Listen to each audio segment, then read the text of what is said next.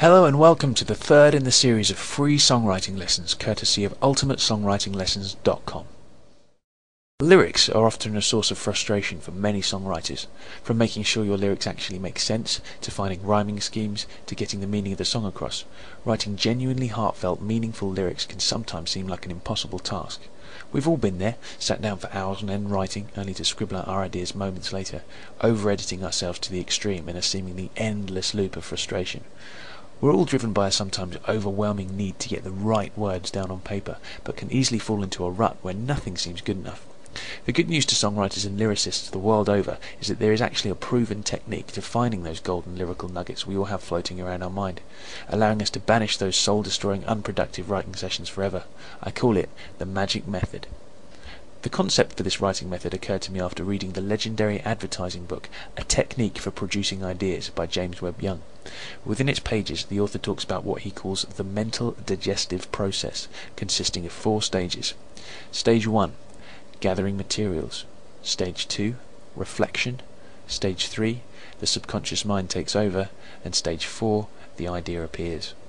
In Young's world of advertising, his team would receive a brief from a particular company looking for a hot new concept to fuel their latest ad campaign. Immediately launching into Stage 1, he'd brainstorm every angle, every detail, and every fact related to the product the company were trying to sell. No matter how off the wall or wacky an idea, the sole purpose of this stage would be to get it down on paper. Once this was complete, he would enter Stage 2, reflecting on the batch of ideas he'd created, analysing his ideas, exploring all the angles, and finding ways to fit the ideas together. In short, engaging in a focused effort to examine the concepts he'd created in Stage 1 and develop them into something more. Stage 3. This is where the magic happens. Here, Young would make a conscious decision to not think about the subject and turn the issue over to his subconscious mind. This brings us to Stage 4. To quote directly from the book, out of nowhere, the idea will appear. It will come to you when you are at least expecting it, while shaving, bathing, or most often when you are half awake in the morning. It may even wake you in the middle of the night. So how does this apply to songwriting, and lyrics in particular? Well, to give you an example, I'll refer to my own personal experience of the method. After reading the book several years ago whilst I was on vacation, I immediately put the method into action. I lay there on the beach and wrote 3 pages of lyrics all about the people I'd met on my holiday and the places I'd been. I wasn't actively working them into rhymes or thinking about grouping them into any particular structure, just merely letting the words flow onto the page. I kept writing until I'd covered every aspect of my trip. Stage 1 complete. Stage 2. Over the next few days, I would read over the pages and highlight any phrases that I particularly liked. I'd also grab a fresh sheet of paper and write those choice phrases down again, whilst brainstorming more words to go alongside them. During this period, a rough form started to appear. Still not in song format as such, but simply a flow to the story within the words. I did this for around 10 to 20 minutes a day for the last 3 days of my vacation.